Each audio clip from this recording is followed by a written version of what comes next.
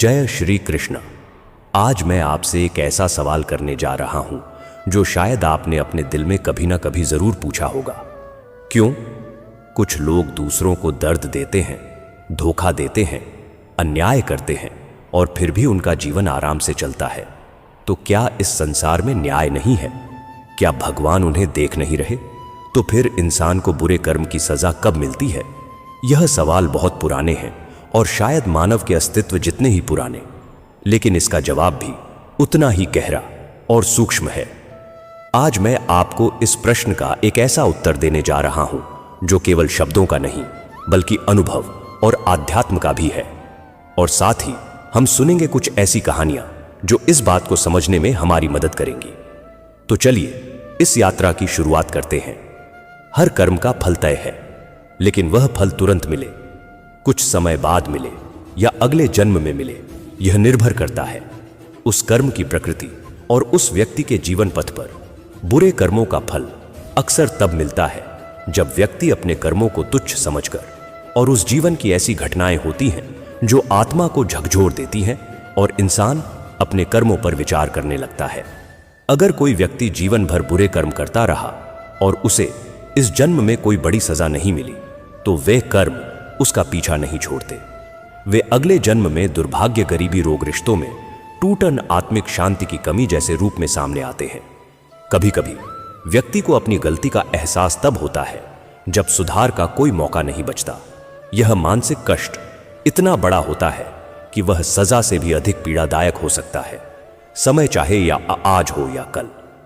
यह सृष्टि का नियम है कि हर कर्म अपने फल को साथ लेकर चलता है। प्राचीन समय की बात है। एक गांव था जिसका नाम था शांतिपुर।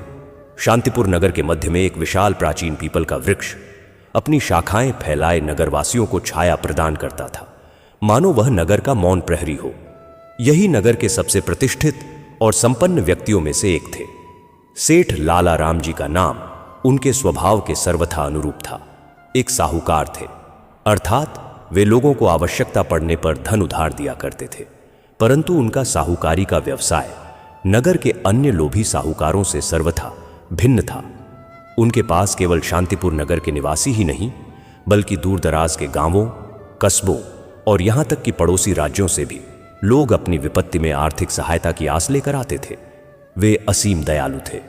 किसी की पीड़ा देखकर उनका हृदय मोम का भांति पिघल जाता था और वे यथासंभव उसकी सहायता करने को तत्पर हो जाते थे, भले ही इससे उन्हें कोई आर्थिक लाभ ना हो। और दूसरे, वे ईश्वर में अटूट श्रद्धा रखने वाले धर्मपरायण व्यक्ति थे।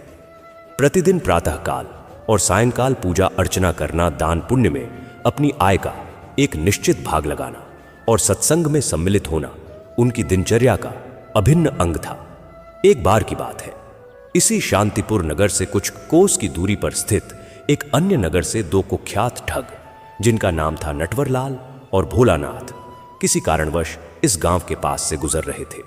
यह दोनों अपनी धूर्तता, मक्कारी और लोगों को छलने की कला में पारंगत थे। उनका जीवन ही दूसरों को मूर्ख बनाकर उनकी संपत्ति हड़पने पर आधारित था। जैसे जैसे वे शांतिपुर के निकट आते गए, सेठ लाला राम की प्रसिद्ध उनकी ईमानदारी और उनकी सरलता की कहानियां उन दोनों के कानों में भी पड़ने लगी। कुछ राहगीरों से, कुछ चाय की दुकानों पर और कुछ सराय में ठहरे हुए लोगों से उन्होंने सेठ जी के बारे में सुना। हर कोई उनके गुणों का बखान कर रहा था। यह सब सुनकर धूर्त नटवरलाल की आंखों में एक कुटिल चमक उभरी। उसने अपने साथी भोलानाथ को, जो स्वभाव से थोड़ा मंदबुद्धि परंतु नटवरलाल का अंधभक्त था, एक ओर ले जाकर कहा, अरे भाई, मैं क्या सोच रहा हूं, जरा कान खोलकर सुन। यह जो शांतिपुर का सेठ लाला राम है, जिसकी भल मनसाहत के चर्चे आसमान छू रहे हैं, क्यों ना हम उसी के पास जाकर अपनी किस्मत आजमाएं? क्यों ना उससे कुछ मोटी रकम उधार के नाम पर ऐंठ ली जाए और फिर उसे कभी वापस लौट आने का नाम ही ना लिया जाए? वह तो वैसे भी सीधा साधा ईश्वर को मानने वाला आदमी है। हमारा क्या बिगाड़ लेगा भोलानाथ, जो नटवरलाल की हर योजना में उसका साथ देता था। उसकी बात सुनकर अपनी मोटी गर्दन खुजलाते हुए बोला, गुरु, बात तो तुम पत्ते की कहते हो। ऐसे मूर्ख और सीधे लोगों को ठगने का मजा ही कुछ और होता है। जब वह इतना ही धर्मात्मा है तो शायद हमारे झूठ को भी सच मान लेगा। और आसानी से हमें पैसे दे देगा। नटवर लाल ने अपनी छाती भुलाते हुए कहा, तो चलो, फिर देर किस बात की, समय व्यर्थ गंवाने से क्या लाभ। हम ऐसा ही करते हैं। आज उस सेठ की सारी ईमानदारी और प्रसिद्धि धरी की धरी रह जाएगी। जब हम उसे अपनी ठगी का शिकार बनाएंगे। यह कुटिल योजना बनाकर दोनों ठग अपने मैले कुचैले वस्त्रों को थोड़ा ठीक करते हुए और चेहरों पर अत्यधिक दीनता और विवशता का भाव लाते हुए सेठ लालाराम की हवेली की ओर चल पड़े। हवेली के विशाल द्वार पर पहुंचकर उन्होंने द्वारपाल को अपने आने का प्रयोजन बताया और सेठ जी से मिलने की अनुमति मांगी।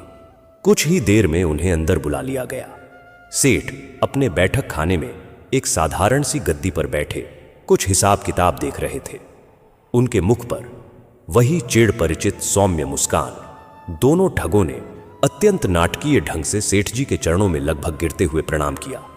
भोलानाथ ने अपनी आंखों में आंसू भरने का प्रयास करते हुए कहा, सेठ जी, हम दोनों भाई बहुत ही दूर एक अनाम से गांव से बड़ी आशा लेकर आपके द्वार पर आए हैं। आपके यश और आपकी दयालुता की गाथाएं सुनकर ही हमें यहां तक आने का साहस हुआ है। नटवर लाल ने भी अपनी मोटी आवाज में सुर मिलाते हुए कहा, हां सेठ जी, हम पर विपत्ति का पहाड़ टूट पड़ा है। पिछले वर्ष हमारे क्षेत्र में भयंकर अकाल पड़ा था। वर्षा की एक बूंद भी नहीं गिरी। हमारी सारी फसलें सूख गई। खेतों में अन्न का एक दाना भी उत्पन्न नहीं हुआ। हमारे पशु भूखे मरने लगे और हमारे बच्चे दाने दाने को मोहताज हो गए। भोलानाथ ने बात को आगे बढ़ाते हुए कहा, इस बार इंद्र देवता की कृपा से अच्छी वर्षा होने के संकेत मिल रहे हैं। हमें पूरी आशा है कि यदि हमें समय पर बीज और खाद्य मिल जाए तो इस वर्ष भरपूर फसल होगी। इसीलिए हम आपकी शरण में कुछ पैसे उधार लेने के लिए आए हैं, ताकि हम अपने खेतों को फिर से हरा भरा कर सकें और अपने परिवार का पेट पाल सकें। सेठ ने उनकी पूरी बात अत्यंत धैर्यपूर्वक सुनी। उनके चेहरे पर ना तो कोई अविश्वास का भाव था और ना ही कोई अत्यधिक सहानुभूति का प्रदर्शन। वे कुछ क्षण मौन रहकर उन दोनों को देखते रहे, मानो उनकी आंखों में झांक कर सत्य को पहचानने का प्रयास कर रहे हो। फिर उन्होंने शांत स्वर में कहा, अरे भाई, विपत्ति तो किसी पर भी आ सकती है। इसमें इतना विचलित होने की क्या बात है। मैंने तुमसे तुम्हारे कर्ज मांगने का विस्तृत कारण और तुम्हारे गांव का पता तो पूछा ही नहीं। मैं यह सब जानने में कोई रुचि नहीं रखता। तुम लोग सिर्फ इतना स्पष्ट बताओ कि तुम्हें कितना धन चाहिए और तुम उसे कब तक लौटाने का विचार रखते हो। मेरे यहां लेन देन का व्यवहार बिल्कुल सीधा और स्पष्ट होता है। सेठ जी की अप्रत्याशित सरलता और सीधे प्रश्न से दोनों ठग मन ही मन प्रसन्न हुए। उन्हें लगा कि उनकी योजना सफलतापूर्वक आगे बढ़ रही है।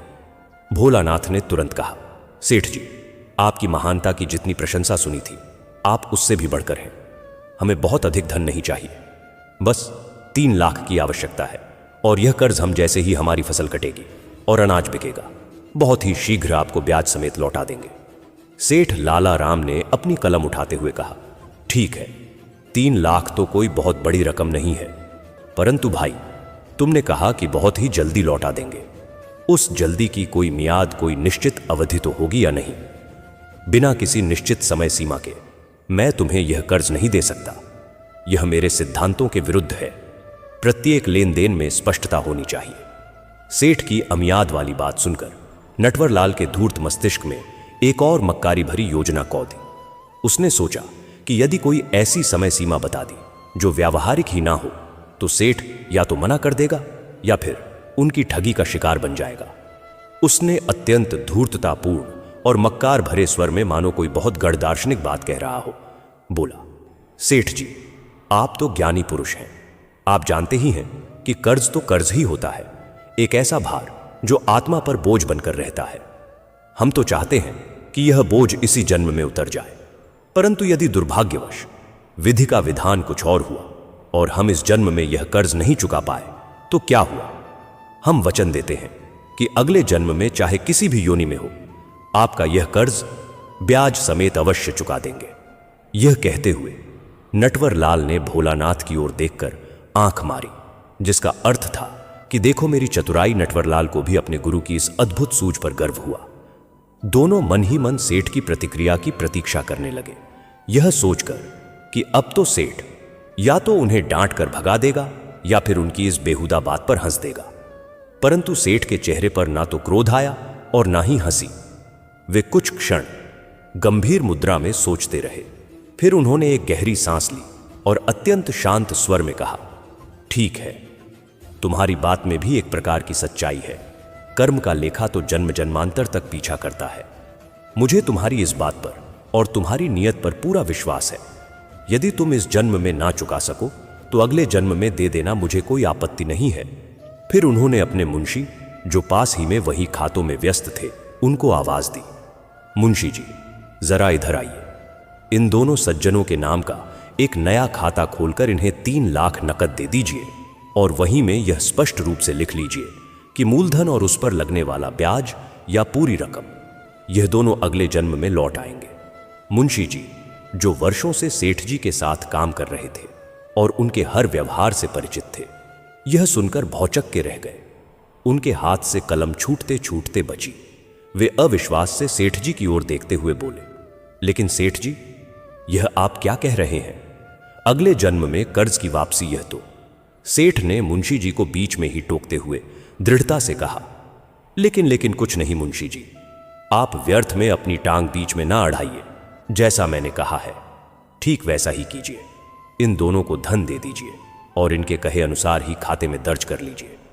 मुंशी जी मन मार कर रह गए। वे जानते थे कि सेठ जी जब कोई निर्णय ले लेते हैं तो फिर उससे पीछे नहीं हटते। उन्होंने असहाय भाव से सिर हिलाया और कहा, ठीक है सेठ जी, जैसी आपकी आज्ञा। नटवरलाल और भोलानाथ तो सेठ जी की यह प्रतिक्रिया देखकर हक्के बक्के रह गए थे। उन्होंने तो सोचा था कि उनकी बात सुनकर सेठ जी उन्हें दुत्कार देंगे, परंतु यहां तो पासा ही पलट गया था। सेठ ने ना केवल उनकी अविश्वसनीय शर्त मान ली, बल्कि उन्हें तुरंत धन देने का आदेश भी दे दिया। वे अपनी किस्मत पर विश्वास नहीं कर पा रहे थे। मुंशी जी ने मन में अनेक शंकाएं लिए हुए एक नया वही खाता खोला। उसमें दोनों ठगों के नाम पते, जो उन्होंने मनगढ़ंत बताए थे, दर्ज किए। फिर कर्ज की रकम 3 लाख लिखी और वापसी की शर्त के स्थान पर सेठ जी के निर्देशानुसार लिखा, यह रकम ब्याज समेत अगले जन्म में लौट आई जाएगी। लिखा पढ़ी पूरी होने के बाद मुंशी जी ने भोलानाथ और नटवरलाल से उस पर हस्ताक्षर या अंगूठा लगाने को कहा। दोनों ने बड़ी प्रसन्नता से उस पर अपने हस्ताक्षर कर दिए, मानो कोई बहुत बड़ी विजय प्राप्त की हो। मुंशी जी ने संदूक से 3 लाख निकालकर उनके सामने रख दिए। भोलानाथ और नटवरलाल की आंखें रुपयों की चमक देखकर और भी चौंधिया गई। उन्होंने बिना गिने ही लापरवाही से रुपए उठाए और अपनी अपनी जेबों में डाल लिए। फिर वे दोनों सेठ जी को अनेक धन्यवाद देते हुए, उनकी उदारता और महानता के झूठे गुणगान करते हुए वहां से ऐसे चले मानो उन्होंने कोई बहुत बड़ा किला फतह कर लिया हो। उनके चेहरे विजय गर्व से दमक रहे थे और उनकी चाल में एक अकड़ आ गई थी। वे दोनों अत्यंत प्रसन्न थे कि उन्होंने सेठ लालराम जैसे प्रसिद्ध और बुद्धिमान व्यक्ति को इतनी सरलता से मूर्ख बना दिया था। उनके वहां से जाते ही, जैसे ही वे हवेली के फाटक से बाहर निकले, सेठ जी का बूढ़ा और अनुभवी मुंशी शीघ्रता से सेठ जी के पास आया। उसके चेहरे पर चिंता और परेशानी की लकीरें स्पष्ट थीं। वह हाथ जोड़कर कहने लगा, हुजूर, क्षमा चाहता हूं यदि मैंने आपके कार्य में बाधा डाली हो, परंतु मेरा मन यह मानने को तैयार नहीं कि आपने यह उचित किया। क्या आप सचमुच नहीं जानते कि वे दोनों व्यक्ति ठग और मक्कार हैं? उनके चेहरे और उनकी बातों से ही धूर्तता टपक रही थी। वे यह रुपया कभी वापस लौटाने का इरादा नहीं रखते। यह बात तो सूर्य के प्रकाश की भांति स्पष्ट है। सेठ लालाराम मंद मंद मुस्कुराते रहे। मुंशी ने अपनी बात जारी रखते हुए कहा, और हुजूर, आपने जिस प्रकार का यह कागज तैयार करवाया है, जिस पर लिखा है कि वे अगले जन्म में कर्ज चुकाएंगे, उसके अनुसार तो हम इस जन्म में कानूनी रूप से भी उनसे यह रुपया वसूल नहीं कर सकते। कोई भी अदालत हमारी इस अर्जी को स्वीकार नहीं करेगी। तो फिर आपने जानबूझकर यह रुपया उनको उधार क्यों दे दिया?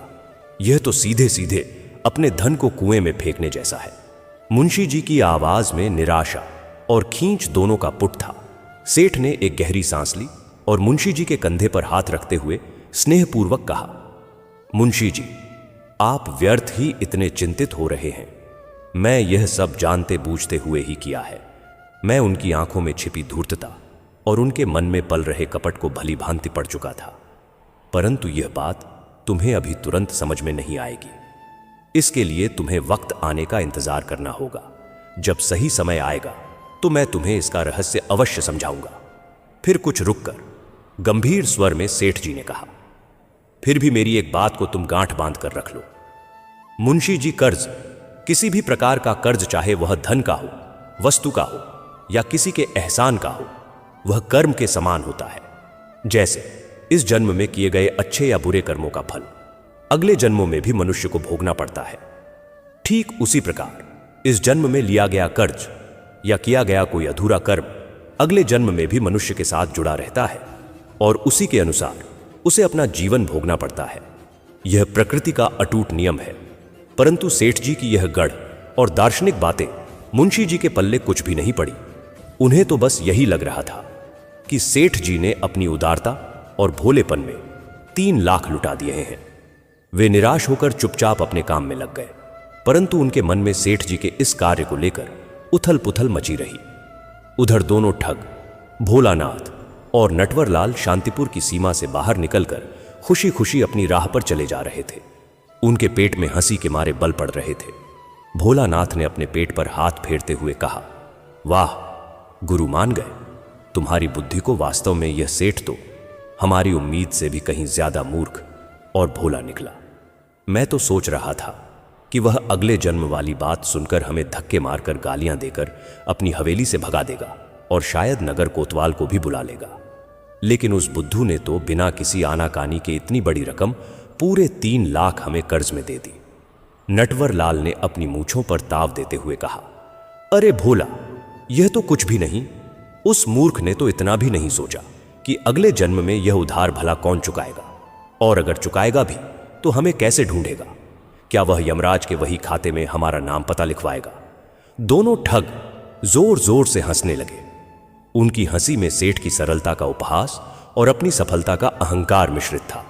भोलानाथ ने कहा, चलो कोई बात नहीं, इसमें तो हमारा सरासर फायदा ही फायदा है। अब इन 3 लाख से कुछ दिन के लिए किसी दूसरे अनजाने गांव में जाकर आराम और चैन से कुछ दिन गुजारते हैं। खूब मौज मस्ती करेंगे, अच्छा खाएंगे पिएंगे, और जब यह रुपए खत्म होने लगेंगे तो फिर किसी नए शिकार की तलाश में निकल पड़ेंगे। नटवरलाल ने सहमति में सिर हिलाया। बिल्कुल ठीक कहा।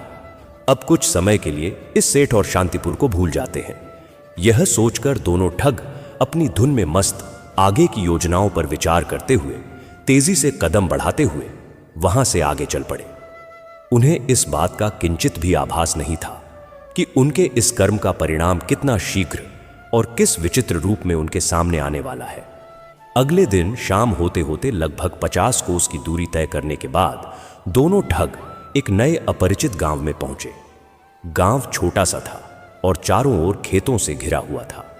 रात गिरने लगी थी और उन्हें रात बिताने के लिए किसी आश्रय की तलाश थी।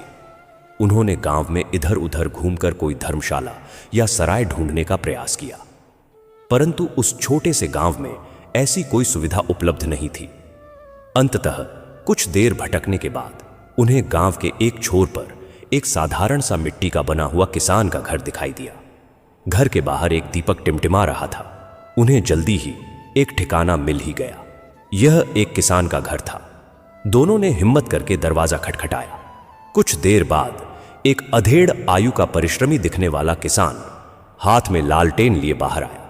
उसके चेहरे पर थकान के साथ साथ एक स्वाभाविक सरलता भी थी। भोलानाथ ने अत्यंत विनम्रता का अभिनय करते हुए कहा, भाई, हम दोनों परदेसी मुसाफिर हैं, चलते चलते थक गए हैं और रात भी काफी हो गई है। क्या आज रात के लिए हमें आपके यहां थोड़ा सा आश्रय मिल सकता है?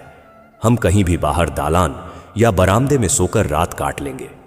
किसान ने उन दोनों को ऊपर से नीचे तक देखा। वे थके हुए और मैले कुचैले लग रहे थे। किसान का हृदय दयालु था। उसने कहा, ठीक है भाई, अतिथि तो भगवान का रूप होता है। मैं अभी तुम्हारे लिए कुछ इंतजाम करता हूं। यह कहकर किसान ने अपने घर के बाहरी दालान में, जो साफ सुथरा था, 2 पुरानी परंतु मजबूत चारपाइयां बिछा दी। फिर उसने एक घड़े से पानी लाकर उन्हें पीने को दिया और कहने लगा, भाइयों, यदि आप लोगों को भूख लगी हो और आप मेरे गरीब खाने का रूखा सूखा भोजन स्वीकार करें तो मैं आपको खाना भी दे सकता हूं। नटवर लाल ने तुरंत कहा, नहीं नहीं भाई, इसकी कोई आवश्यकता नहीं है।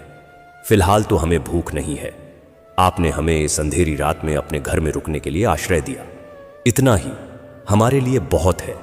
आपका यह उपकार हम कभी नहीं भूलेंगे। वास्तव में उनके पास सेठ से ठगे हुए रुपए थे, जिससे वे रास्ते में ही किसी ढाबे पर पेट भरकर खा चुके थे। दोनों ठग किसान को धन्यवाद देकर अपनी अपनी चारपाई पर लंबी टांग करके लेट गए। दिन भर की थकान और मन में भविष्य की सुखद कल्पनाओं के कारण उन्हें शीघ्र ही नींद आने लगी। किसान भी अपने घर के अंदर जाकर सो गया। आधी रात का समय रहा होगा। चारों ओर गहरा सन्नाटा पसरा हुआ था। केवल झिंगरों की आवाज और दूर कहीं कुत्तों के भौंकने की ध्वनि ही उस नीरवता को भंग कर रही थी। अचानक नटवर लाल को कुछ अस्पष्ट सी आवाजें सुनाई दी। पहले तो उसे लगा कि यह उसका भ्रम है या शायद हवा के चलने की आवाज है, परंतु जब वे आवाजें अधिक स्पष्ट और नियमित रूप से आने लगी तो वह चौंक कर उठ बैठा। उसका हृदय किसी अनिष्ट की आशंका से धड़कने लगा। जब नटवर लाल को कुछ अनजाना सा डर महसूस हुआ तो उसने अपने पास ही सो रहे साथी भोलानाथ को झिंझोड़ कर उठाया। भोलानाथ गहरी नींद में था और बड़ी मुश्किल से कुनमुनाते हुए उठा। उसने नींद भरी आंखों से पूछा, क्या हुआ गुरु, क्यों जगा दिया इतनी रात को?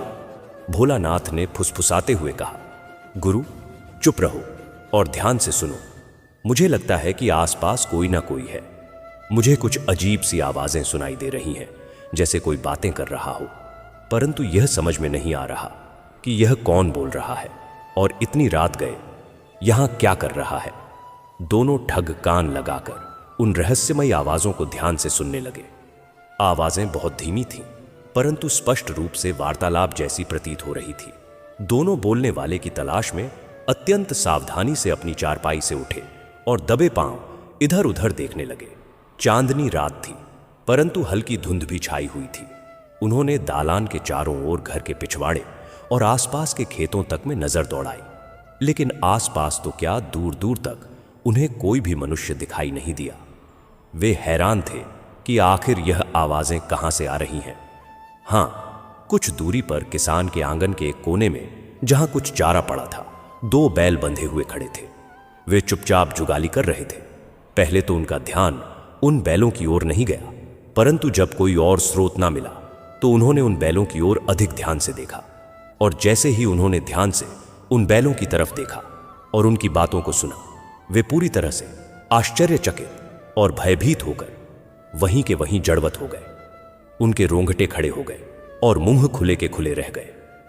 असल में वे रहस्यमयी आवाजें उन्हीं दोनों बैलों की थीं जो मनुष्यों की भांति स्पष्ट हिंदी भाषा में एक दूसरे से वार्तालाप कर रहे थे। भोलानाथ ने अविश्वास से अपनी आंखों को मला और फिर नटवर लाल की ओर देखा। उसके मोटे चेहरे पर हवाइयां उड़ रही थीं।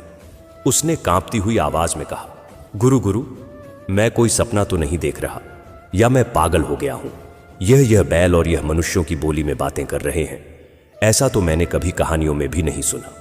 नटवर लाल स्वयं भी बुरी तरह घबराया हुआ था, परंतु उसने अपनी घबराहट को दबाते हुए कहा, मैं भी हैरान हूं भाई। यह अविश्वसनीय है, परंतु यह तो कटु सत्य है कि यह दोनों बैल आपस में वैसे ही बातें कर रहे हैं जैसे हम और तुम करते हैं। यह कोई माया जाल है या ईश्वर का कोई चमत्कार, मैं कुछ समझ नहीं पा रहा। कुछ देर तक दोनों ठग भय और आश्चर्य में डूबे रहे। फिर भोलानाथ के धूर्त मन में जिज्ञासा ने भय पर विजय प्राप्त की। उसने अपने मित्र को इशारा किया कि चुपचाप उनकी बातें सुने। कुछ सोचकर नटवर लाल और भोलानाथ दीवार की ओट लेकर छिपकर उन दोनों बैलों की बातें अत्यंत ध्यान से सुनने लगे। एक बैल जो अधिक उम्र का और दुर्बल लग रहा था, एक बैल ने गहरी सांस लेते हुए दूसरे बैल से कहा, मित्र, ऐसा प्रतीत होता है कि हमारे और तुम्हारे साथ की यह अंतिम रात्रि है। कल प्रातः शायद हम एक दूसरे को फिर कभी ना देख पाए। उसकी आवाज में एक अजीब सी शांति और उदासी थी। दूसरे बैल ने, जो अपेक्षाकृत युवा और हृष्ट पुष्ट था, उत्तर दिया, हां मित्र, यह बात तो मैं भी तुमसे कहने जा रहा था। मेरा मन भी कुछ ऐसा ही कह रहा है, परंतु अच्छा, पहले तुम बताओ कि तुम्हें ऐसा क्यों लग रहा है कि यह हमारी अंतिम रात्रि है।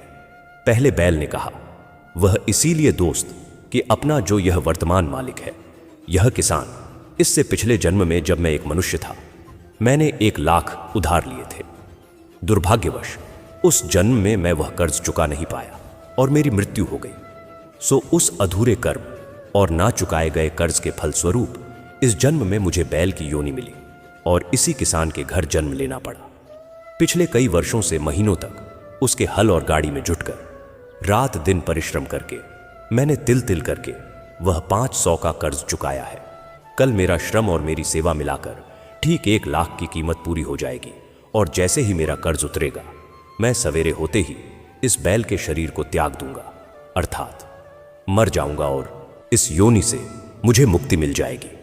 बैल की आवाज में एक अजीब सा संतोष था। दूसरा बैल गहरी सहानुभूति से बोला, ओते तो यह बात है मित्र, तुम्हारी कहानी सुनकर दुख भी हुआ और एक प्रकार से संतोष भी कि तुम्हारा कष्ट अब समाप्त होने वाला है। अच्छा मित्र, अब तुम बताओ कि तुमने बिछड़ने की बात क्यों की थी? तुम्हारे साथ ऐसा क्या होने वाला है? पहले बैल ने कहा, तुम तो बहुत खुशकिस्मत हो मित्र कि तुम्हें केवल 500 जैसा कम कर्ज लेने के कारण शीघ्र ही इस पशु योनि से छुटकारा मिल जाएगा। लेकिन मेरे भाग्य में तो अभी ना जाने कितने महीनों और शायद वर्षों तक इसी प्रकार का दुख और पीड़ा झेलना लिखा है। उसकी आवाज में गहरी निराशा थी। वह कैसे मित्र? दूसरे बैल ने पूछा, तुम्हारा ऐसा कौन सा भारी कर्ज है? पहला बैल बोला, मेरा सीधा कर्ज तो कोई नहीं, परंतु कर्मों का फेर देखो। कल एक दूसरा आदमी यहां आएगा जो इस किसान से अपने मालिक से मुझे छीनकर बलपूर्वक अपने साथ ले जाएगा और फिर अगले कई महीनों तक या शायद उससे भी अधिक समय तक मुझे उस नए निर्दयी आदमी की कठोर यातनाएं सहनी पड़ेगी। वह मुझसे दिन रात काम करवाएगा, भूखा प्यासा रखेगा और जरा सी चूक होने पर बेरहमी से पीटेगा। दूसरा बैल आश्चर्य से बोला, लेकिन वह दूसरा आदमी तुम्हें इस भले किसान के पास से क्यों ले जाएगा? उसे भला यह किसान अपना बैल क्यों देगा, खासकर जब तुम इतने हृष्टपुष्ट हो और इसके इतने काम आते हो? पहला बैल ने एक ठंडी आह भरकर कहा, भाई, यही तो मेरे दुर्भाग्य की पराकाष्ठा है। यही मेरे पिछले जन्मों के बुरे कर्मों का फल है। तभी तो यह बेचारा सीधा साधा किसान, जो स्वयं बहुत गरीब है, उस दूसरे धूर्त व्यक्ति से कुछ समय पहले कर्ज लेकर अभी तक चुका नहीं पाया है। कल वह व्यक्ति अपना कर्ज वसूलने के लिए यहां आएगा और जब हमारा यह गरीब किसान अपनी विवशता के कारण उसे रकम नहीं दे पाएगा, तो वह कर्ज के बदले मुझे, जो इस किसान की सबसे मूल्यवान संपत्ति हूं, डांडे मारते हुए, घसीटते हुए अपने साथ ले जाएगा और मुझे विवश होकर उसके साथ जाना पड़ेगा ताकि किसान का कर्ज कुछ हद तक चुक सके। यह सुनकर दूसरा बैल अत्यंत दुखी हुआ। उसने कहा, ओ, तब तो सचमुच यह तुम्हारे लिए काफी दुख और कष्ट झेलने वाली बात है। मुझे तुम्हारे साथ पूरी और सच्ची हमदर्दी है। मित्र, यह जानकर मेरा हृदय भी व्यथित हो उठा है। पहला बैल बोला, यह सब मेरे पिछले जन्म का ही कोई ना कोई बुरा कर्म है मित्र, जिसका फल मुझे इस जन्म में इस प्रकार भोगना पड़ रहा है। इसीलिए इस जन्म में यह सब भोगना ही पड़ेगा। इससे कोई बच नहीं सकता, वरना सर्वशक्तिमान न्यायकारी ईश्वर हमें इस जन्म में बैल ही क्यों बनाता? उसने हमें मनुष्य योनि क्यों नहीं दी? दूसरा बैल सहमत होते हुए बोला, तुम बिल्कुल ठीक कहते हो मित्र, कर्म का सिद्धांत अटल है। खैर छोड़ो इन दुख भरी बातों को। मुझे और तुम्हें तो अपने पने कर्मों की सजा इस जन्म में मिल ही गई है या निकट भविष्य में मिल जाएगी, परंतु मुझे तो उन दोनों आदमियों के लिए बहुत दुख और चिंता हो रही है जो कुछ समय पहले ही इस किसान के घर मेहमान बनकर आए हैं और इस समय दालान में सो रहे हैं। क्या मतलब? पहले बैल ने पूछा। वे तो साधारण मुसाफिर लग रहे थे। उन लोगों ने ऐसा क्या किया है जिसके लिए तुम्हें उनके प्रति दुख हो रहा है? बैलों की यह बात सुनकर, जो स्पष्ट रूप से उन्हीं दोनों ठगों भोलानाथ और नटवर लाल की ओर संकेत कर रही थी, उनके कान खड़े हो गए। उनका दिल जोर जोर से धड़कने लगा। वे और भी अधिक ध्यान से सांस रोककर उनकी बातें सुनने लगे। दूसरे बैल ने अपनी आवाज धीमी करते हुए कहा, उन्होंने क्या किया? अरे भाई, यह पूछो कि उन्होंने क्या नहीं किया। वे दोनों जिन्हें तुम साधारण मुसाफिर समझ रहे हो, असल में बहुत बड़े ठग और धोखेबाज हैं। वे दोनों अब तक ना जाने कितने भोले भाले सीधे साधे व्यक्तियों को अपनी चिकनी चुपड़ी बातों में फंसाकर ठग चुके हैं, उनकी जमा पूंजी लूट चुके हैं और इस समय भी वे पास के ही शांतिपुर नगर के एक अत्यंत भले और धर्मात्मा सेठ लाला राम जी को 3 लाख का छू चुना लगाकर उनसे कर्ज के बहाने ठग कर यहां पर आए हैं।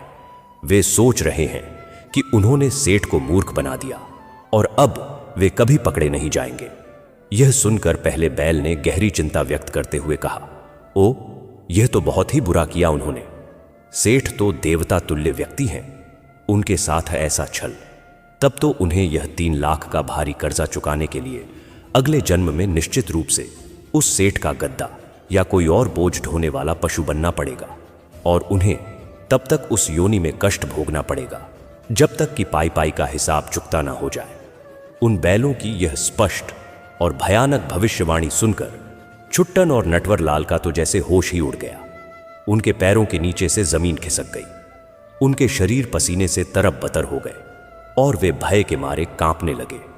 भोलानाथ ने हकलाते हुए नटवरलाल से कहा, गुरु सुना, तुमने इन दोनों बैलों को अपने पिछले जन्म का मामूली सा कर्ज चुकाने के लिए इस जन्म में बैल बनना पड़ा, इतनी यातनाएं सहनी पड़ी।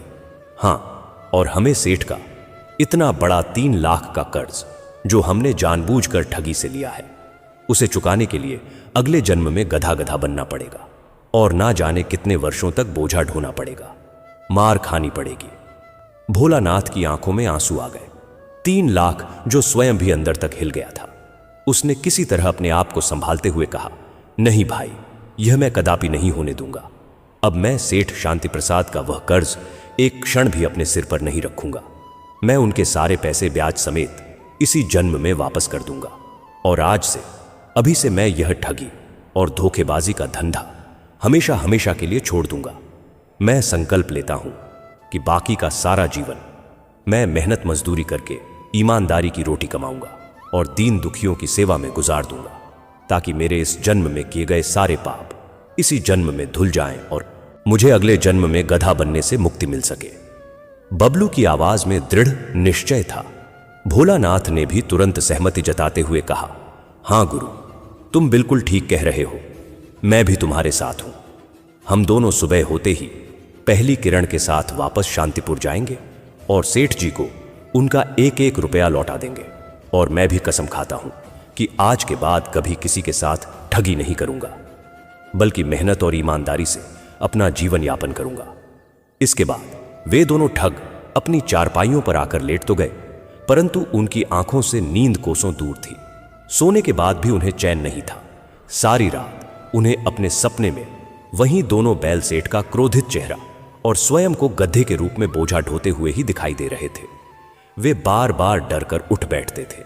जब सुबह हुई और सूरज की पहली किरणें धरती पर पड़ी तो वे दोनों जगह वे यह देखकर हैरान और भयभीत थे कि किसान का वह बूढ़ा बैल, जिसने रात में अपने कर्ज के चुक जाने और मरने की बात कही थी, सचमुच ही अपनी जगह पर मरा पड़ा था।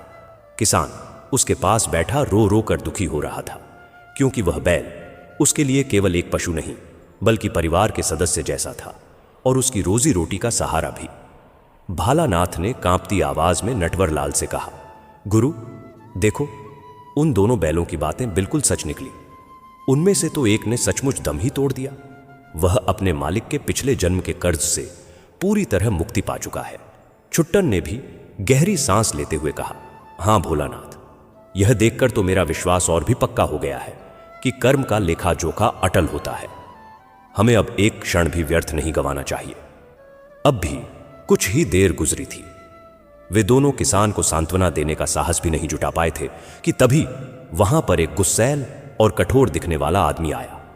वह सीधा किसान के पास गया और ऊंची आवाज में कहने लगा, अरे ओ किसान, कब तक मुझसे बचता फिरेगा तूने? मेरा कर्ज अभी तक नहीं उतारा। मैंने तुझे बहुत समय दिया, बहुत रियायत दी, परंतु तूने मेरी शराफत का नाजायज फायदा उठाया। अब तुम्हें इसका परिणाम भुगतना पड़ेगा। मैं आज तुम्हारे इस दूसरे हृष्टपुष्ट बैल को अपने साथ ले जा रहा हूं।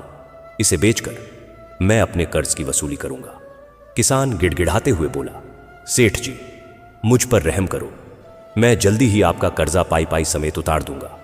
कृपया मेरे इस बैल को छोड़ दो।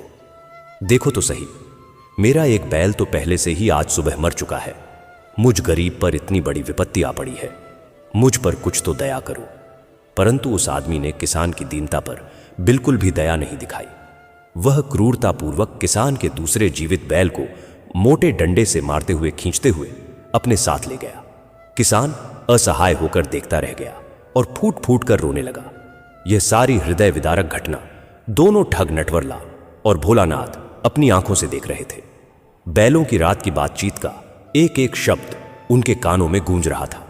उनके मन में जो थोड़ा बहुत संदेह बचा था वह भी अब पूरी तरह से समाप्त हो चुका था। उन्होंने उसी समय अपना जो भी थोड़ा बहुत सामान था उसे समेटा और बिना किसान से कुछ कहे शांतिपुर के लिए तेजी से रवाना हो गए। उनका एकमात्र लक्ष्य अब सेठ को उनके पैसे लौटाना और अपने पापों का प्रायश्चित करना था। एक दिन और एक रात के लंबे थक्का देने वाले सफर के बाद भूखे प्यासे थके हारे परंतु एक विचित्र सी शांति और दृढ़ निश्चय के साथ दोनों ठग सेठ की हवेली पर जा पहुंचे। इस बार उनके चेहरों पर धूर्तता या मक्कारी नहीं बल्कि सच्चा पश्चाताप और भय था। वे दोनों लगभग दौड़ते हुए सेठ जी के बैठखाने में पहुंचे, जहां सेठ जी उस समय भी किसी काम में व्यस्त थे। उन्होंने सेठ जी के पैरों में गिरकर कहा, सेठ जी हमें बचा लीजिए, हमें इस पाप के गहरे गड्ढे में गिरने से बचा लीजिए, हम पर दया कीजिए। उनकी आवाज में सच्ची कातिरता थी। सेठ उन्हें इस प्रकार देखकर चौंक गए। उन्होंने शांत स्वर में पूछा, अरे भाई, कौन हो तुम दोनों और इस प्रकार इतना घबराए हुए क्यों हो? क्या कोई अनहोनी हो गई है? नटवरलाल ने सिसकते हुए कहा, क्या आप हमें इतनी जल्दी भूल गए सेठ जी? हम वही अभाग्य भोलानाथ और नटवरलाल हैं। कल ही तो आपसे 3 लाख कर्ज के रूप में लेकर गए थे। तभी सेठ जी का मुंशी जो पास ही बैठा था उन्हें पहचान गया। वह बोला, हाँ सेठ जी, यह दोनों तो वही ठग हैं जो कल आए थे और अगले जन्म में कर्ज चुकाने की बात कहकर आपसे रुपए ले गए थे। मैं अभी इनका खाता वहीं निकालकर इनका पूरा हिसाब आपको बताता हूं। छुट्टन ने तुरंत हाथ जोड़कर कहा, नहीं मुंशी जी, उसकी कोई आवश्यकता नहीं हुजूर। हम अपना कर्ज आपको अभी इसी समय सूद समेत लौटाना चाहते हैं। यह लीजिए आपके पूरे 3 लाख मूलधन और यह 500 हमारी तरफ से ब्याज का कृपा करके यह स्वीकार कर लीजिए और वही खाते से हमारा नाम काट दीजिए। हम पर यह उपकार कीजिए। यह कहते हुए उन्होंने 3 लाख सेठ जी के सामने रख दिए। सेठ लाला राम ने रुपयों की ओर देखा भी नहीं। उनके चेहरे पर एक हल्की सी रहस्यमयी मुस्कान तैर गई। उन्होंने दृढ़ स्वर में कहा, नहीं भाई, मैं कर्ज की अदायगी इस तरह से अपने नियमों के विरुद्ध जाकर कभी नहीं लेता। मैं अपने उसूलों का पक्का आदमी हूं। यह तुम शायद भूल रहे हो रकम लौटाने का। जब तुमने वायदा किया था मैं उसी समय पर और उसी शर्त के अनुसार कर्ज वापस लूंगा। फिर उन्होंने जानबूझकर जोर देते हुए कहा, तुमने मुझसे अगले जन्म में कर्जा लौटाने की बात कही थी और मैंने तुम्हारी वह शर्त स्वीकार की थी।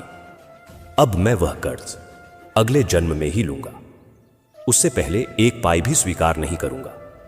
नटवरलाल और भोलानाथ तो जैसे आसमान से गिरे और उन्हें अपने कानों पर विश्वास नहीं हुआ। भोलानाथ ने घबरा कर कहा, सेठ जी, यह आप क्या कह रहे हैं? भला कोई अगले जन्म में भी इस प्रकार कर्ज चुका सकता है? वह तो हमने नासमझी में आपको मूर्ख बनाने के लिए कह दिया था। नटवरलाल ने गिड़गिड़ाते हुए कहा, हां सेठ जी, जब हम इसी समय इसी जन्म में आपका पूरा कर्ज ब्याज समेत लौटा रहे हैं तो फिर आप क्यों व्यर्थ में अगले जन्म की बात करते हैं? कृपा करके यह धन स्वीकार कर लीजिए और हमें इस भारी बोझ से मुक्त कीजिए। सेठ अपनी बात पर अडिग रहे। उन्होंने कहा, कह तो दिया भाई, मैं अपने उसूलों का पक्का हूं और वचन का भी। जब तुम लोगों ने स्वयं यह वादा किया है कि तुम यह रकम अगले जन्म में लौटाओगे तो मैं अब अगले जन्म में ही यह कर्ज तुमसे वसूल करूंगा। बस बात खत्म। अब तुम लोग यहां से जा सकते हो। नटवरलाल और भोलानाथ ने सेठ के सामने खूब रोया धोया, हाथ जोड़े, पैर पकड़े, अनेक प्रकार से गिड़गिड़ाए और मिन्नतें की। उन्होंने अपनी जान पहचान के कुछ प्रतिष्ठित लोगों से भी सिफारिश करवाने का प्रयास किया, परंतु सेठ टस से मस नहीं हुए।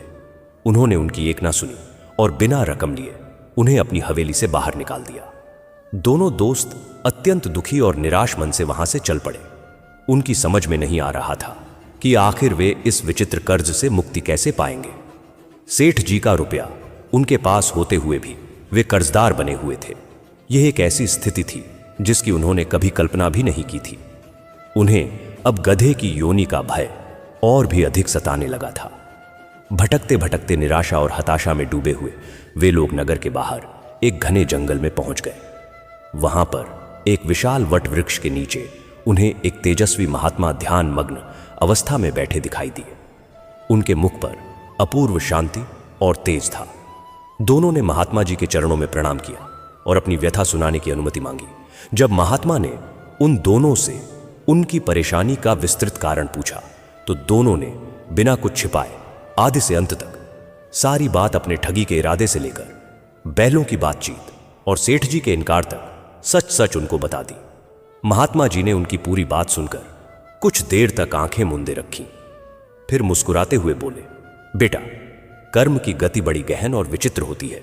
सेठ कोई साधारण व्यक्ति नहीं है, वे एक पुण्यात्मा है और अपने सिद्धांतों के धनी हैं। परंतु चिंता मत करो, प्रत्येक समस्या का समाधान होता है। तब महात्मा जी ने उन्हें प्रायश्चित करने और सेठ जी का कर्ज उतारने का एक अप्रत्यक्ष तरीका बताया और साथ ही साथ जीवन कर्म और धर्म से संबंधित कुछ ज्ञान की बातें भी बताने लगे। उन्होंने कहा, बेटा, इस स्थान से ठीक 1 मील आगे पूर्व दिशा में एक छोटा सा गांव है। वहां पहुंचने पर तुम्हें अपने आप सेठ जी का कर्जा उतारने का कोई ना कोई उचित उपाय दिखाई दे ही जाएगा। ईश्वर पर विश्वास रखो और सत्कर्म के मार्ग पर चलो। महात्मा जी की रहस्यमयी बात मानकर और उनके चरणों में पुनः प्रणाम कर दोनों ठग महात्मा जी द्वारा बताई गई दिशा में आगे बढ़ने लगे। उनके मन में एक नई आशा का संचार हुआ था। लगभग 1 मील का सफर तय करने के बाद वे जैसा महात्मा जी ने बताया था एक छोटे से निर्धन से दिखने वाले गांव में पहुंच गए।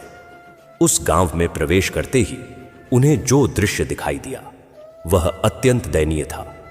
उस गांव में पानी का कोई स्थायी और सुलभ स्रोत नहीं था। ना तो कोई कुआं था, ना कोई तालाब और ना ही कोई नदी या झरना निकट में बहता था।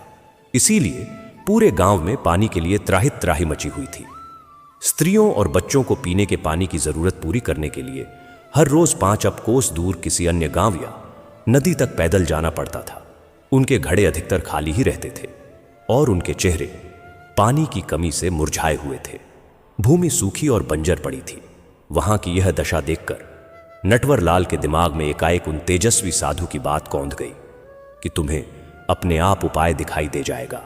कुछ देर तक गंभीर मुद्रा में सोचने लगा, यदि यहां पर किसी तरह पानी का कोई स्थायी स्रोत उत्पन्न किया जाए तो न केवल इन गांव वालों का भारी उपकार होगा, बल्कि शायद इसी पुण्य कर्म के माध्यम से हमारा वह विचित्र कर्ज भी उतर सकता है।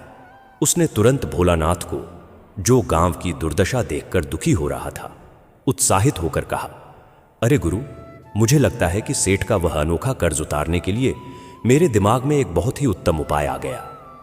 और शायद महात्मा जी इसी ओर संकेत कर रहे थे। भोलानाथ ने आश्चर्य से पूछा, क्या सच? कौन सा उपाय गुरु, तो जल्दी बताओ, मुझसे अब यह बेचैनी सही नहीं जा रही। नटवरलाल भोलानाथ के कान के पास झुका और धीरे धीरे फुसफुसाकर उसे अपनी पूरी योजना समझाने लगा। जैसे जैसे नटवरलाल भोलानाथ की योजना सुनाता गया, उसके चेहरे का भाव बदलता गया। निराशा के बादल छंटने लगे और उसके चेहरे पर भी आशा और उत्साह की चमक दिखाई देने लगी। योजना सुनकर भोलानाथ का चेहरा भी खिल उठा।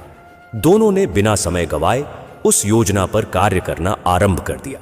वे इस समय कहीं से 2 मजबूत कुदालें और कुछ अन्य आवश्यक औजार मांगकर ले आए। गांव के मध्य में एक ऐसा स्थान चुनकर जहां भूमि कुछ नरम थी और पानी मिलने की संभावना अधिक थी, वे दोनों पूरी लगन और मेहनत से जमीन की खुदाई करने में जुट गए। वे दिन रात सुबह शाम बिना थके बिना रुके केवल थोड़ा सा रूखा सूखा खाकर और अल्प विश्राम करके जमीन खोदते रहे। गांव वाले उन्हें इस प्रकार अथक परिश्रम करते देखकर हैरान थे, परंतु किसी ने उनसे कुछ पूछा नहीं। नटवरलाल और भोलानाथ ने भी किसी को अपनी योजना के बारे में कुछ नहीं बताया। उनका शरीर पसीने से लथपथ रहता, हाथों में छाले पड़ गए थे, परंतु उनके मन में एक जुनून था, अपने पापों का प्रायश्चित करने का और सेठ के कर्ज से मुक्त होने का। और ठीक 1 महीने के निरंतर कठोर परिश्रम के बाद वे लगभग 50 फुट गहरा कुआं खोदने में सफल हो गए। एक दिन जब नटवरलाल ने पूरी शक्ति से कुदाल चलाई तो नीचे से मीठे पानी की एक निर्मल धारा फूट पड़ी। उनकी खुशी का ठिकाना ना रहा। उसमें से धीरे धीरे पानी भी ऊपर आने लगा। उसके बाद उन्होंने गांव से ही एक मिस्त्री को बुलाया और सेठ से ठगे हुए 3 लाख में से जो राशि बची थी और कुछ अपनी पुरानी जमा पूंजी मिलाकर उस कुएं को अंदर से ईंटों से पक्का बनवा दिया। कुएं के चारों ओर एक मजबूत जगत भी बनवा दी ताकि कोई गिरे नहीं और पानी निकालने में सुविधा हो। इस पूरे कार्य में उनके लगभग वही 3 लाख खर्च हो चुके थे जो उन्होंने सेठ से लिए थे। कुआं जब पूरी तरह से बनकर तैयार हो गया और उसमें लबालब मीठा शीतल जल भर गया तो गांव वालों की प्रसन्नता की कोई सीमा न रही। परंतु नटवर और भोला ने अभी अपना कार्य पूरा नहीं समझा था। कुआं तैयार हो जाने पर भोला ने नटवर से कहा, चलो गुरु, अब अपनी अपनी लाठियां संभालकर कुएं के पास खड़े हो जाओ। जैसे ही गांव वालों को इस नए पक्के कुएं के बारे में ठीक से पता चलेगा, वे अपने अपने बर्तन लेकर पानी के लिए दौड़े दौड़े यहां आएंगे। भोला ने अपनी मोटी लाठी को हवा में घुमाते हुए कहा, चिंता मत करो गुरु, तुम्हारी योजना के अनुसार पानी लेने के लिए यदि स्वयं इंद्र देवता भी यहां आ जाए तो भी मैं सेठ लालाराम जी की आज्ञा के बिना उन्हें इस कुएं से एक बूंद पानी भी नहीं लेने दूंगा। और फिर वे दोनों हाथों में मोटे मोटे डंडे संभालकर उस नवनिर्मित कुएं की चौकीदारी करने लगे, मानो वह कोई शाही खजाना हो। जब गांव वालों को उस अद्भुत कुएं के बारे में पूरी तरह से पता चला, जिसमें इतना स्वच्छ और मीठा जल था, तो वे अपनी खुशी संभाल ना सके। वे अपने अपने घरों से मिट्टी के और पीतल के घड़े, बाल्टियां और अन्य बर्तन लेकर तुरंत उस कुएं की ओर भागे। वर्षों की प्यास आज बुझने वाली थी। गांव वालों के झुंड को अपनी ओर आते देखकर नटवर ने अपनी लाठी को जमीन पर पटकते हुए ऊंची आवाज में कहा, ठहरो, तुम सब वहीं रुक जाओ, इस कुएं से दूर रहो। हम किसी को भी इस कुएं से एक बूंद पानी भी भरने नहीं देंगे। गांव वाले जो बड़ी आशा लेकर आए थे, यह सुनकर हक्के बक्के रह गए। एक वृद्ध ग्रामीण ने आगे बढ़कर कहा, अरे भाई, ऐसा अन्याय क्यों करते हो? तुम दोनों ने तो हमारे गांव पर बहुत बड़ा उपकार किया है। तुम लोग जानते ही हो कि हमारे गांव में पानी की कितनी भयंकर किल्लत है। हम बूंद बूंद पानी को तरसते हैं। तुमने वास्तव में इस कुएं को बनाकर हम सब गांव वालों पर बड़ा ही उपकार किया है। हम तो तुम्हारे जीवन भर आभारी रहेंगे। फिर तुम हमें पानी भरने से क्यों रोक रहे हो? भोला ने रबदार आवाज में कहा, वह सब तो ठीक है, उपकार किया है, यह भी ठीक है, लेकिन यह कुआं हमारा नहीं है जो हम तुम्हें पानी भरने दें। गांव वाले चौके तुम्हारा नहीं है, तो फिर किसका है यह कुआं? नटवर ने कहा, यह कुआं हमारा नहीं है, बल्कि यह शांतिपुर के प्रसिद्ध सेठ श्री लालाराम जी का है। हमने तो केवल उनके सेवक के रूप में इसका निर्माण किया है। हम बगैर उनके इजाजत के किसी को भी इस कुएं से पानी भरने नहीं देंगे। भोला ने समर्थन में कहा, हाँ, यदि तुम लोगों को इस कुएं से पानी चाहिए तो पहले जाकर सेठ लालाराम जी की इजाजत लेकर आओ।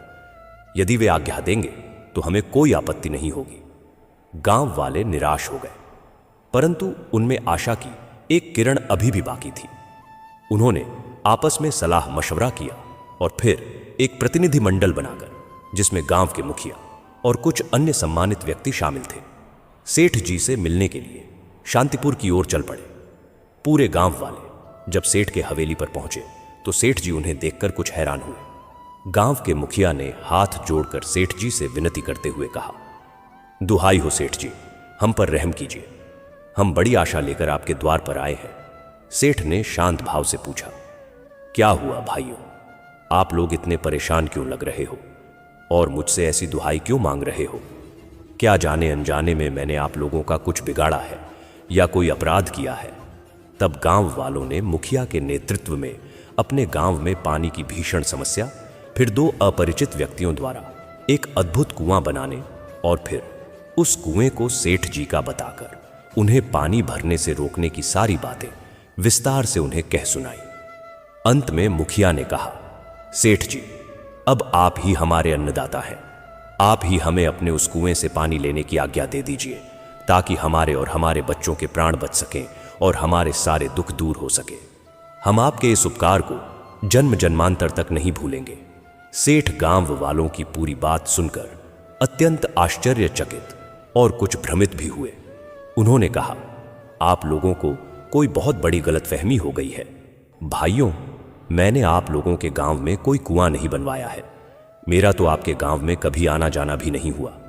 जरूर वह दोनों व्यक्ति आप लोगों से झूठ बोल रहे हैं और कोई शरारत कर रहे हैं। गांव वाले निराश होकर बोले, नहीं नहीं, ऐसा ना कहिए सेठ जी, वे दोनों तो आपका नाम बड़े आदर से ले रहे थे। हम लोग बड़ी आशा और विश्वास लेकर आपके पास आए हैं, कृपया हमारी विनती स्वीकार कर लीजिए। सेठ जी ने दृढ़ता से कहा, लेकिन भाई, जब मैंने वहां पर कोई कुआं बनवाया ही नहीं तो मैं कैसे आप लोगों को उस कुएं से पानी भरने की इजाजत दे दूं? यह तो हास्यास्पद बात होगी। क्या वह मेरे कहने मात्र से तुम लोगों को पानी भरने देंगे, जबकि कुआं मेरा है ही नहीं? गांव वालों ने एक स्वर में कहा, जरूर भरने देंगे सेठ जी, हमें पूरा विश्वास है। वे कह रहे थे कि आपकी आज्ञा सर्वोपरि है। बस आप एक बार हमारे साथ चलकर उन दोनों व्यक्तियों को स्वयं यह कह दीजिए कि गांव वालों को पानी भरने दिया जाए। सेठ शांति प्रसाद कुछ देर तक सोचते रहे। उन्हें यह सारा मामला बड़ा ही रहस्यमय और उलझा हुआ लग रहा था। अंततः गांव वालों के अत्यधिक आग्रह और उनकी दयनीय स्थिति को देखकर उनका हृदय पसीज गया। उन्होंने कहा, ठीक है, मैं तुम्हारी बात मान लेता हूं। चलो भाइयों, मैं तुम्हारे साथ तुम्हारे गांव चलता हूं, फिर सारी सच्चाई आप लोगों के सामने स्वयं ही आ जाएगी और दूध का दूध, पानी का पानी हो जाएगा। सेठ अपने मुंशी जी को साथ लेकर और कुछ आवश्यक सामान लेकर गांव वालों के साथ उनके गांव की ओर चल पड़े। जब वे लोग गांव के निकट पहुंचे तो दूर से ही उन्होंने भोला और नटवर को उसी कुएं के पास हाथों में डंडे लिए हुए बड़ी मुस्तैदी से पहरा देते हुए खड़ा देखा। मुंशी जी ने, जिनकी नजरें तेज थीं, उन्हें पहचान लिया। वे सेठ जी से बोले, सेठ जी, यह दोनों तो वही ठग मालूम पड़ते हैं, भोला और नटवर, जिन्होंने कुछ समय पहले आपसे 3 लाख कर्ज में लिए थे और अगले जन्म में वह कर्ज वापस करने की बात कही थी। देखिए तो यहां कैसे अकड़ कर खड़े हैं। सेठ ने भी उन्हें पहचान लिया। उन्होंने मन ही मन कहा, हां, पहचान तो मैं भी रहा हूं, लेकिन इन कमबख्तों ने यहां पर यह क्या नया चक्कर और बखेड़ा फैलाया हुआ है। इनकी धूर्तता की भी कोई सीमा नहीं है सेठ जी। जब कुएं के पास पहुंचे तो भोला और नटवर ने उन्हें देखकर ऐसे अभिनय किया मानो वे उन्हें देखकर धन्य हो गए हों। उन्होंने झुककर सेठ जी को प्रणाम किया। सेठ जी ने कठोर स्वर में पूछा, क्यों भाई भोला और नटवर, तुमने यहां पर यह क्या नया चक्कर और तमाशा फैलाया हुआ है इस कुएं को? तुम गांव वालों को मेरा कुआं क्यों बता रहे हो, जबकि मैंने इसे बनवाया ही नहीं? नटवर ने अत्यंत विनम्रता से उत्तर दिया, हमने कोई चक्कर या तमाशा नहीं चलाया है सेठ जी, ना ही हम झूठ बोल रहे हैं। यह कुआं वास्तव में आपका ही है, आपके ही पवित्र धन से निर्मित हुआ है। इसीलिए हमने गांव वालों को आपकी आज्ञा के बिना इस कुएं से पानी भरने से मना कर दिया था। यदि आप अब आज्ञा देंगे तो हम सहर्ष इन्हें पानी भरने देंगे, हमें इसमें कोई आपत्ति नहीं होगी। सेठ जी कुछ क्रोधित होकर बोले, भला यह क्या बकवास कर रहे हो तुम दोनों? जब मैंने यह कुआं बनवाया ही नहीं तो इसमें मेरी आज्ञा की क्या जरूरत है, और यह मेरा कैसे हो गया? भोला ने आगे बढ़कर कहा, यह ठीक है सेठ जी कि आपने स्वयं आकर यह कुआं नहीं बनवाया। यह भी ठीक है कि आपने हमें इसके निर्माण का आदेश नहीं दिया, लेकिन इसमें जो धन लगा है, जो रुपए खर्च हुए हैं, वे तो आपके ही है ना? सेठ जी ने आश्चर्य से पूछा, मेरे रुपए वह कैसे भाई? जरा स्पष्ट रूप से बताओ। नटवर ने कहा, सुनिए सेठ जी, मैं आपको पूरी बात बताता हूं। हमने जो लगभग 1 महीना और 2-3 दिन पहले आपसे कर्ज लिया था, उसी कर्ज की पूरी रकम से हमने दिन रात मेहनत करके इस कुएं का निर्माण करवाया है। यदि आप केवल इतना कह दें कि यह कुआं मेरा है तो हमारा वह 3 लाख का कर्ज भी हो जाएगा, जो हम अगले जन्म में चुकाने का वादा करके आए थे, और इन बेचारे गांव वालों की पानी की भीषण किल्लत भी हमेशा के लिए दूर हो जाएगी।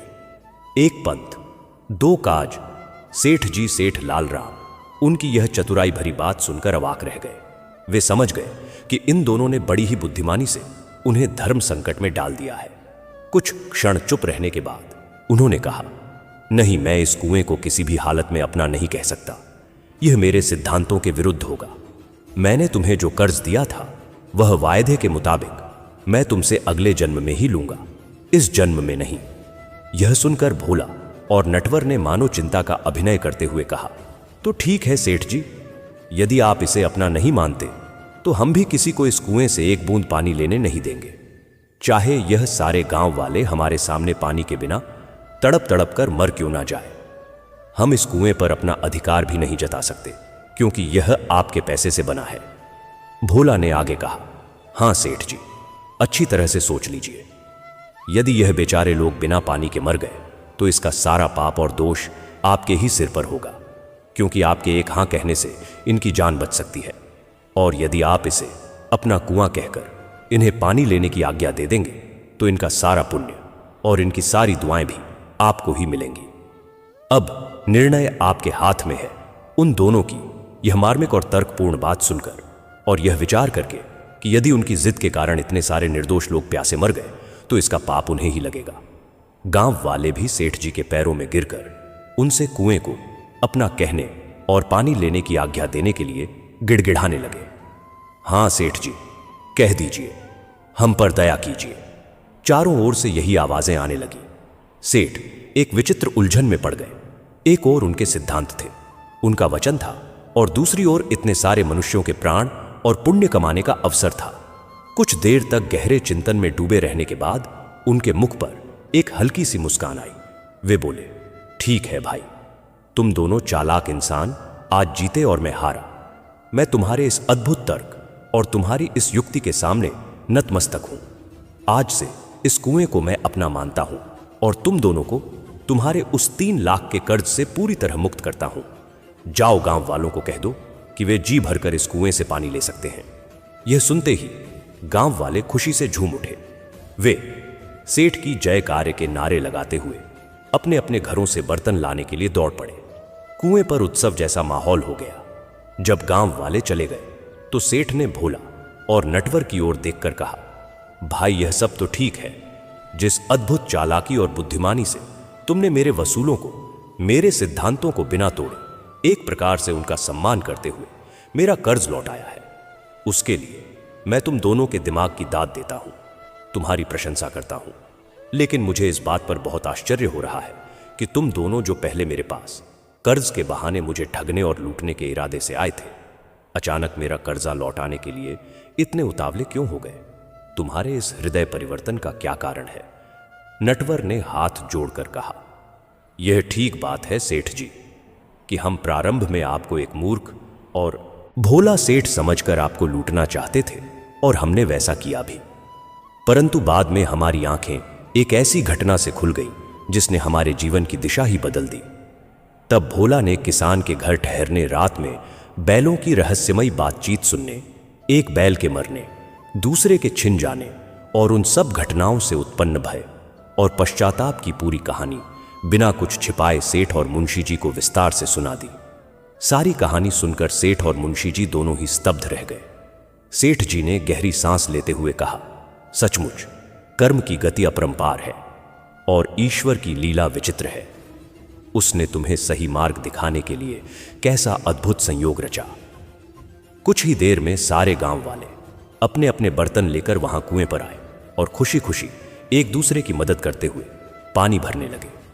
बच्चों की किलकारियां और स्त्रियों के मंगल गीतों से वातावरण गूंजायमान हो उठा।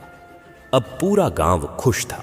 सेठ भी मन ही मन प्रसन्न थे कि उनके कारण इतने लोगों का भला हुआ, और भोला तथा नटवर भी अपने सिर से कर्ज का भारी बोझ उतर जाने और पापों का प्रायश्चित हो जाने से अत्यंत सुखी और शांत थे। इस अविस्मरणीय घटना के बाद भोला और नटवर ने ठगी और धोखेबाजी का धंधा हमेशा के लिए छोड़ दिया। वे उसी गांव में बस गए और मेहनत मजदूरी का काम करके ईमानदारी से अपना जीवन यापन करने लगे। उनके जीवन में एक सच्चा और स्थायी परिवर्तन आ चुका था, और वह कुआं जो सेठ लालाराम जी के नाम से जाना गया, वर्षों तक उस गांव की जीवन रेखा बना रहा। इंसान चाहे कलयुग में हो चाहे सतयुग में, उसे अपने कर्मों का हिसाब किताब तो देना ही पड़ता है। जिसने जैसे कर्म संसार में किए हैं, उन्हीं के अनुसार उसे अपने कर्मों का फल भोगना भी पड़ेगा। यही संसार का नियम है। इसीलिए अच्छे कर्म करने तथा बुरे कर्मों से बचने की सलाह दी जाती है।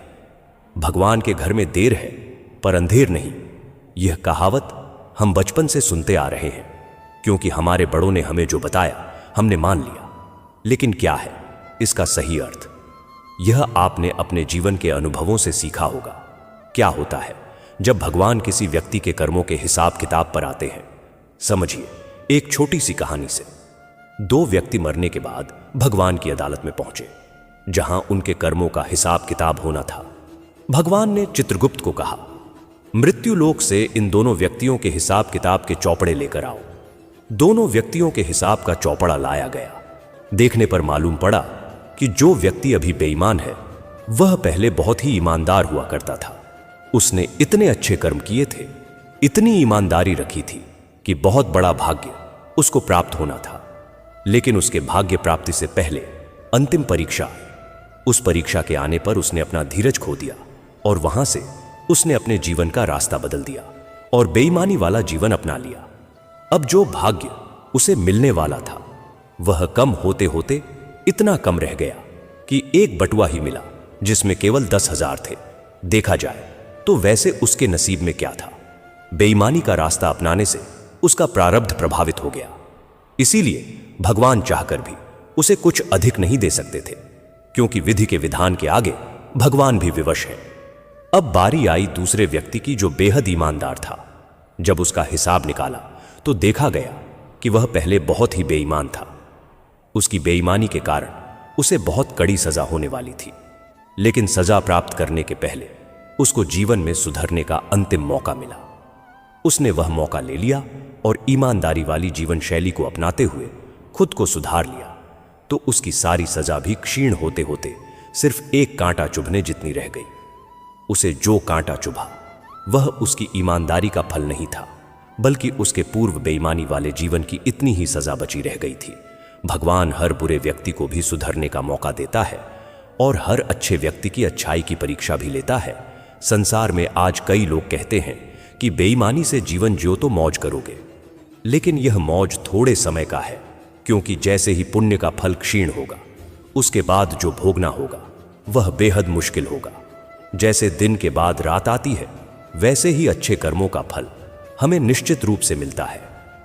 हर व्यक्ति को अपने कर्मों के बारे में सोच समझकर निर्णय लेना चाहिए, क्योंकि वही कार्य हमें सही दिशा दिखाता है।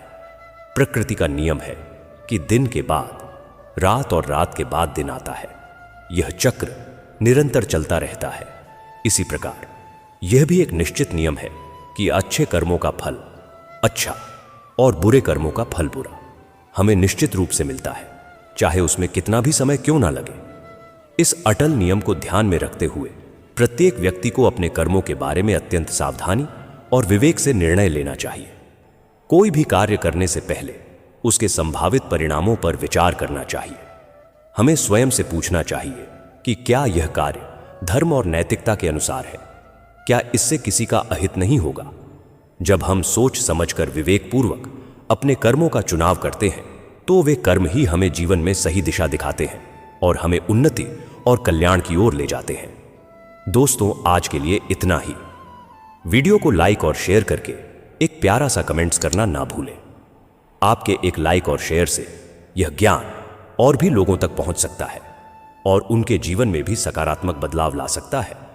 और ऐसे ही ज्ञानवर्धक और प्रेरणादायक वीडियो पाने के लिए हमारे चैनल पवित्र मार्ग को सब्सक्राइब करें और नोटिफिकेशन बेल को भी दबा दें, ताकि आप कोई भी वीडियो मिस ना करें।